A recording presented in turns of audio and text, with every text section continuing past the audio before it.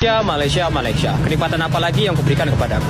Jadi geng, ketika aku masih statusnya pelajar di Malaysia atau mahasiswa di Malaysia, aku tuh kalau naik public transportation kayak LRT, monorail, MRT, bus, aku tuh dapat diskon 50% geng dari tambangnya. Itu tuh walaupun aku warga asing, aku ternyata dapat diskon 50% gara-gara aku mahasiswa. Jadi kalau kalian pelajar di Malaysia dan kuliahan kalian tuh ada di Kuala Lumpur, kalian wajib banget bikin kartu concession card Tas Enggo. Jadi tuh kayak gini geng. Jadi tuh kalau kalian pakai kartu ini nih bakal dapat diskon 50%. Jadi tolonglah kenikmatan yang udah pemerintah Malaysia berikan tuh jangan dilewatin aja gitu. Jadi nikmatin aja, oke? Hal yang bikin aku nyaman untuk tinggal di Malaysia adalah public transportnya. Aku udah 8 tahun tinggal di Kuala Lumpur, Malaysia, tapi belum pernah terpikir untuk beli transport sendiri seperti mobil, karena menurutku di sini sistem public transportnya itu bagus banget dibandingin di Jakarta. Untuk naik MRT atau LRT, kita langsung bisa beli card di station dan top up di stationnya. Hampir semua area di Kuala Lumpur di cover dengan MRT dan LRT. Bahkan di luar Kuala Lumpur seperti Selangor juga di cover dengan public transport. Untuk MRT ada coach khusus perempuan, jadi lumayan kerasa aman lah kalau naik public transport di sini. Menurutku biayanya juga nggak terlalu mahal. Contohnya coverage 11 km dari rumahku ke kantorku hanya 2,5 ringgit atau setara dengan 8.000 rupiah. Coverage kilometer yang sama dari MRT Lebak Bulus di Jakarta sampai dengan MRT Duku Atas itu sekitar 12.000 sewaktu 2020 aku cobain MRT di Jakarta. Gak tahu sih kira-kira sekarang masih sama nggak ya? Karena banyak sekali area yang di cover dengan MRT ini. Di sini ada dua jenis MRT, yang pertama warna hijau, yang kedua warna kuning.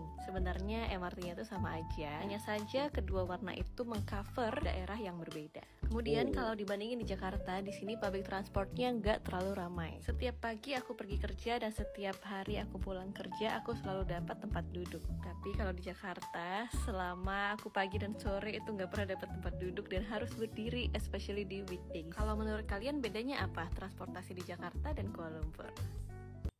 Assalamualaikum warahmatullahi wabarakatuh. Apa kabarnya sahabatku semua? Orang Indonesia dibuat kagum dengan publik transportasi di Malaysia.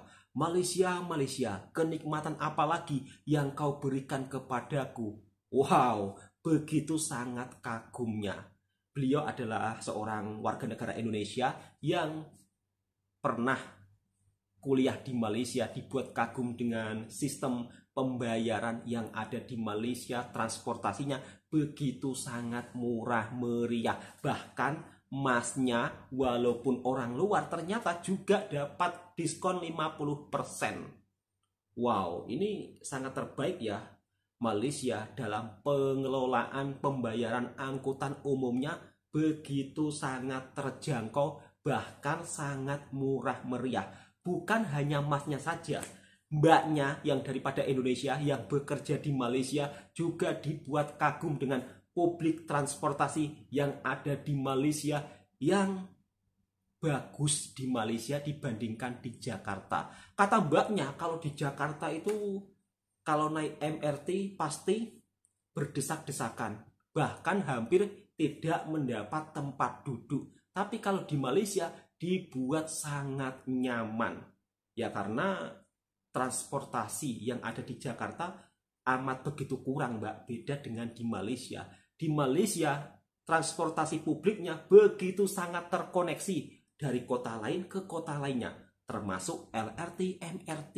Ya karena Malaysia lebih duluan membangun mbak, dan Indonesia baru ada kemarin. Itu perlu waktu untuk seperti yang ada di Malaysia. Kira-kira seperti itu sahabatku semua. Jadi video ini sebagai cerita dan informasi dan juga sebagai hiburan. Jangan berpikir buruk terus membanding-bandingkan, bukan. Ini hanya saling berbagi cerita, saling berbagi informasi supaya kita saling mengetahui satu sama lain. Ternyata orang Indonesia memang kalau ke Malaysia selalu dibuat shock dan terkejut. Bukan hanya mbaknya, bukan hanya masnya, tapi mbaknya yang satu lagi juga dibuat shock dan terkejut. Kira-kira ada cerita apa lagi tentang di Malaysia? Daripada penasaran, langsung kita reaction videonya bersama-sama. Culture shock saat pertama kali ke Kuala Lumpur. Ada cerita apa lagi ini kira-kira? Hai, selamat malam guys. Gimana kabar semuanya? Kabar baik, Mbak. Semoga sehat-sehat ya. Iya, sehat-sehat selalu, Mbak.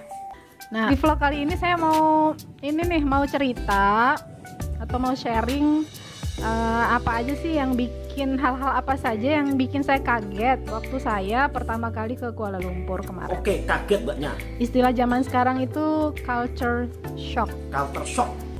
Jadi hal pertama yang bikin saya shock itu ini. Ternyata di sana banyak sekali orang India atau orang-orang Bangladeshnya gitu.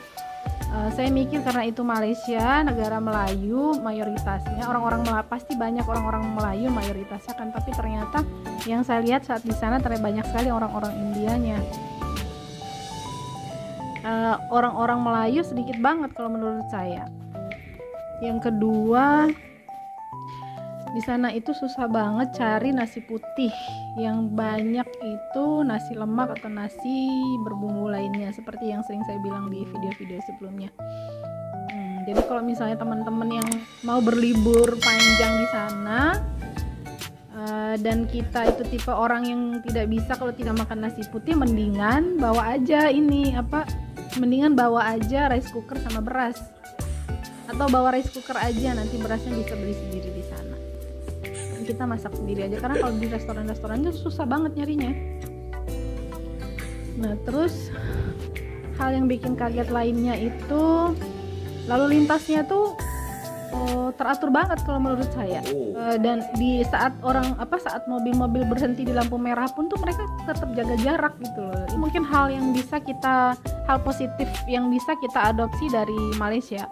Betul, karena Mbak. kalau di Indo kan mau saat jalan atau mau saat di lampu merah pun nggak ada yang jaga jarak, jadi tetap aja dempet-dempetan dan tidak ada yang jaga jarak aman. Betul. Terus selanjutnya tuh, jadi di sana itu kalau misalnya lewat jalan tol tuh nggak perlu pakai tap kartu kayak di Indo, yang itu mungkin yang bikin antri juga kan. Jadi walaupun itu jalan tol tetap aja kadang-kadang macet karena harus tap kartu. Sementara kalau di sana enggak, kalau lewat tol ya lewat aja, dan ternyata itu ada alat entah semacam GPS atau apanya, jadi langsung mungkin kartunya mungkin kayak tertempel di kartu atau apalah itu yang tertempel di kaca setiap mobil itu, sehingga mereka bayar tolnya pakai cara seperti itu. Nah, terus hal lainnya lagi yang bikin shock itu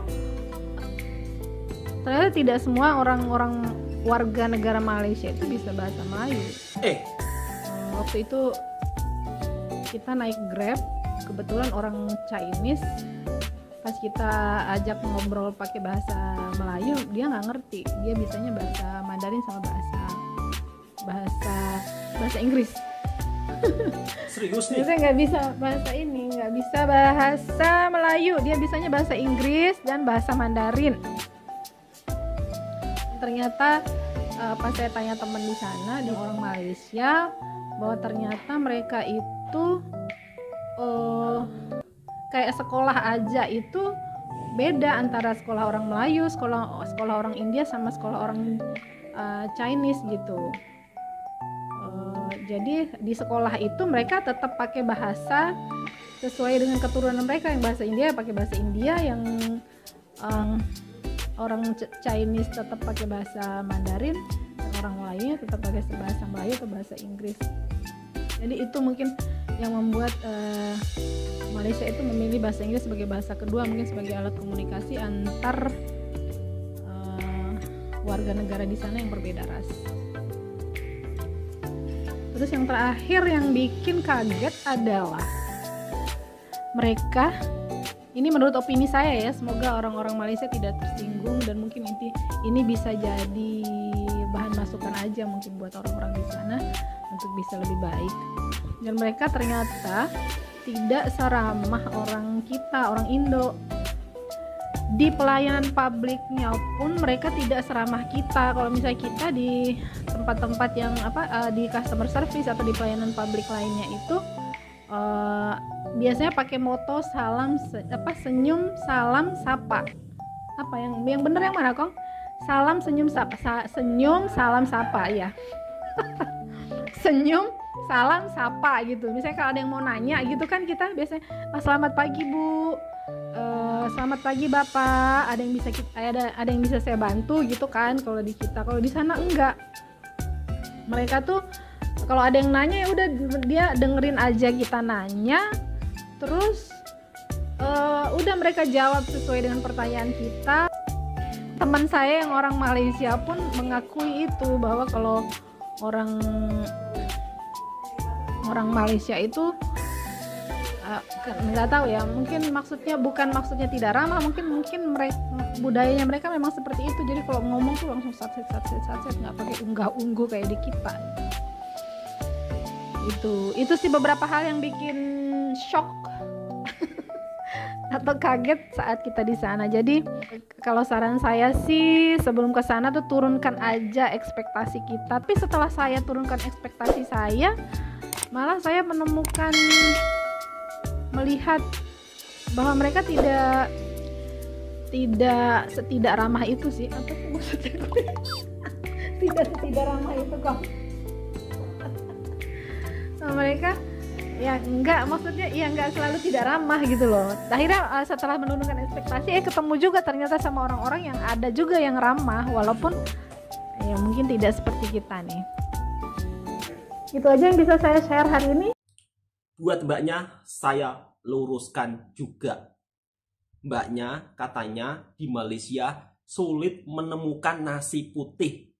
Terus mbaknya menyarankan kalau mau melancong ke Malaysia bawa rice cooker atau bawa beras. Kalau tidak mau bawa beras, bawa rice cooker saja. Mbaknya ini makan di kedai mana? Kok sampai tidak menemukan nasi putih, Mbak? Kok sampai kesulitan mencari nasi putih? Katanya nasi lemak yang banyak, semuanya nasinya berbumbu. Mbak ini ke restoran mana? Saya, Mbak, berpuluh-puluh tahun di Malaysia. Setiap kedai, Mbak, itu aneka nasinya itu banyak banget.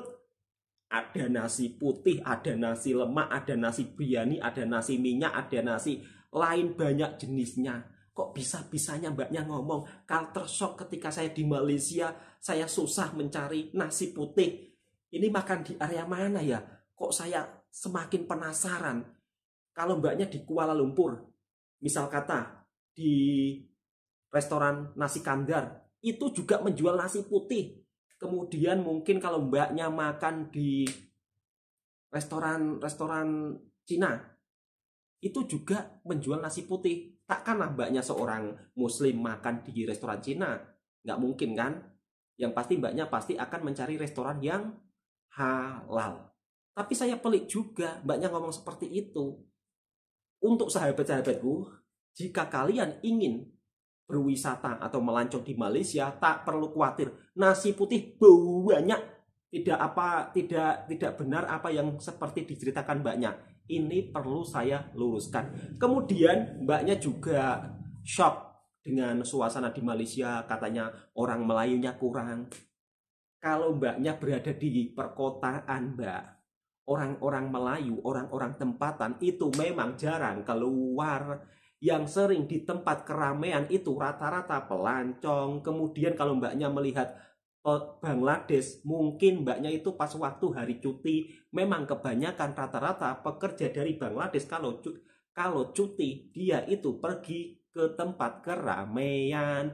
Terus satu hal lagi, Mbak, di Malaysia ini, Mbak, ada 3 bangsa atau ada 3 suku. Kalau dalam bahasa Indonesia 3 suku atau 3 ras. Suku Melayu, suku Cina, suku India. Dan di Malaysia juga ada warga yang beretnis India, Mbak. Makanya Malaysia itu disebut truly Asia. Jadi all-in-one Asia. Semuanya yang tentang Asia ada di Malaysia, Mbak. Jenis makanan seluruh di Asia juga ada di Malaysia. Paham ya mbaknya? Saya luruskan, Mbak. Kemudian mbaknya juga berkata, saya shock terkejut ketika naik Grab, yang bawa Grab tidak bisa berbahasa Melayu. Itu tidak mewakili keseluruhan, Mbak. Tidak mewakili keseluruhan, ya. Terus mbaknya bilang, kok bahasanya beda-beda? Di Indonesia sendiri juga sama, Mbak. orang Jawa bahasanya beda, ya kan? Orang Kalimantan bahasanya beda. Terus kemudian orang daerah lain juga bahasanya beda. Bahkan sama-sama satu Jawa, bahasanya beda-beda, Mbak. Tapi kalau di sini, Mbak, menggunakan bahasa Melayu. Mungkin kalau di kotanya Mbaknya jumpa dengan orang berbahasa Melayu dan berbahasa Inggris, sama juga kalau Mbaknya ke Jakarta, pasti orang Jakarta yang tinggal di Jakarta pasti akan bahasa campur-campur. Campur Indonesia, campur Inggris, sama saja sepertinya, Mbak. Kemudian Mbaknya juga mengatakan tidak ramah. Padahal di Indonesia sama loh, Mbak. Ada orang ramah, ada yang tidak. Terus Mbaknya kalau di pelayanan publik, kenapa tidak senyum, kenapa tidak sapa? Beda negara, beda cara, Mbak, ya. Kadang-kadang saya yang tergelak itu loh. Yang paling buat saya tergelak, Mbaknya itu katanya di Kuala Lumpur susah cari nasi putih. Mbaknya itu makan di tempat mana sih kok sampai susah cari nasi putih? Kemudian bercerita lagi, oh iya, setelah saya jalan-jalan akhirnya menemukan orang yang ramah juga. Aduh. Oke, mungkin Mbaknya karena pertama kalinya jadi dibuat bingung, jadi dibuat shock mau ngomong apa. Bingung, ya akhirnya ceritanya pun juga nggak nyambung, Mbak. Bukan nggak nyambung sih, tapi sudah saya betulkan ya. Jadi nggak semuanya di Malaysia itu istilahnya sesuai apa yang dikatakan Mbaknya, itu enggak semuanya. Nasi putih ada banyak. Terus kalau di pelayanan publik ramah tamah, alhamdulillah saya menemukan orang-orang di sini semuanya ramah tamah. Kalaupun ada itu mungkin hanya segelintir saja. Karena di semerata dunia ada orang baik, ada orang jahat. Kira-kira seperti itu. Namun Mbaknya juga dibuat kagum dengan kedisiplinan orang-orang di Malaysia saat berkendara. Mbaknya sangat kagum. Ternyata beda dengan di negara kita. Jadi semuanya ada perbedaan. Dan intinya ini hanya video sebagai informasi dan saling berbagi cerita. Oke, cukup sampai di sini dulu sahabat-sahabatku. Semoga sahabat-sahabatku terhibur. Dan inilah culture shock orang Indonesia ketika pertama kali ke Kuala Lumpur. Jadi saya betulkan semua. Kalau sahabat-sahabatku pergi ke Kuala Lumpur, insya Allah aman, nyaman, damai, dan pasti menyenangkan. Karena banyak sekali orang-orang yang berwisata di Malaysia bercerita tentang hal-hal yang mengagumkan, hal-hal yang sangat menyenangkan. Kalau di Malaysia tidak menyenangkan saat berwisata, tidak mungkin Malaysia menempati urutan yang pertama dikunjungi para banyak pelancong. Malaysia nomor 1. Wow, luar biasa ya.